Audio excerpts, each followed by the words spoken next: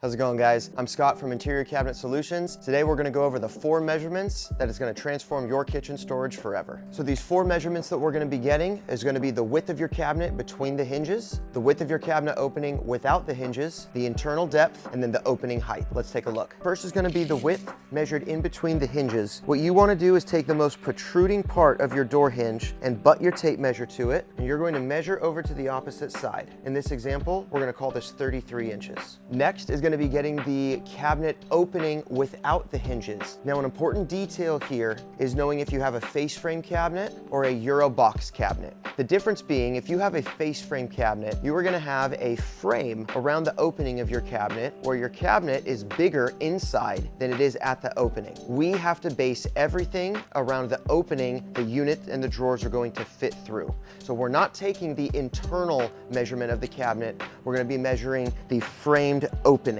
of the cabinet. We're gonna butt this left side of the face frame here and measure over to the opposite side. And in this instance, we're gonna call this 34 inches.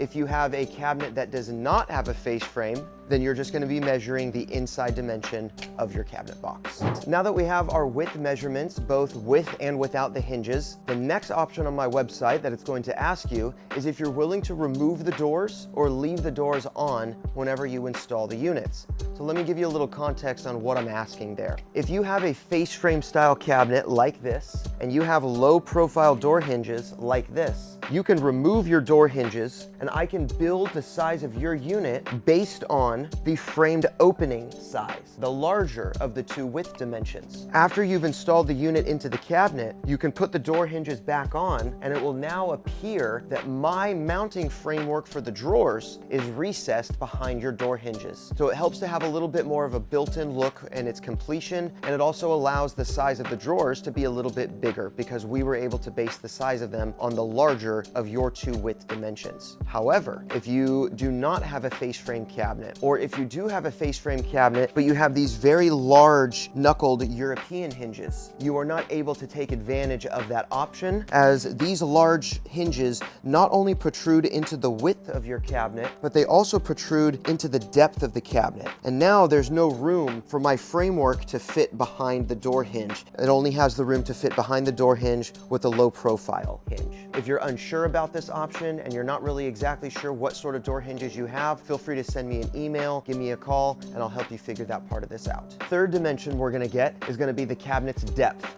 We're gonna start by extending our tape measure, and we're going to butt the back wall of the cabinet and measure to the inside front edge. We're gonna call this 23¼ Last dimension we're gonna get is the cabinet opening height. So again, we wanna make sure that we're getting the opening height, not the internal height. Whatever space we have up inside here does not matter. We have to be able to fit these drawers through this opening. So we're gonna butt the bottom frame of the cabinet, we're gonna measure up to the top, and we're gonna call that 21 7/8. All right, guys, now that you have your height inputted, the last option it's going to ask you is gonna be about your drawer spacing. If you're getting a double drawer unit, you're gonna have 2 options to pick between, that being either 9 inches or 12 inches. And that is referring to the usable space in between the top and the bottom drawer. The 9-inch space is going to be what we refer to as a 50-50 split. It's going to put that upper drawer right in the middle of the cabinet, giving you close to even space in both top and bottom drawer. The 12-inch space is going to be more of a 70-30 split, giving you the majority of the space in the bottom drawer or just having minimal space in the top drawer. Your third and final option is going to be to make the upper drawer adjustable for height, and that option allows you to set that upper drawer at any position in the cabinet that you'd like. For a triple drawer pull-out unit, if you go with the standard spacing option, the drawers are spaced evenly apart, giving you 6 inches of usable space in between each drawer. Your option for there would be to go with the fully adjustable feature, and that will allow both upper drawers to be adjustable for height. If you have a cabinet that's taller than 20 or 23 inches, we recommend going with the fully adjustable option, as it will give you more flexibility to move those drawers around and create the exact space that your cabinet requires. Guys, we are here to help. If you need any assistance measuring your cabinet, we are standing by, ready to pick up the phone to help you measure. Feel free to reach out to us today, and I personally will help you get your dimensions.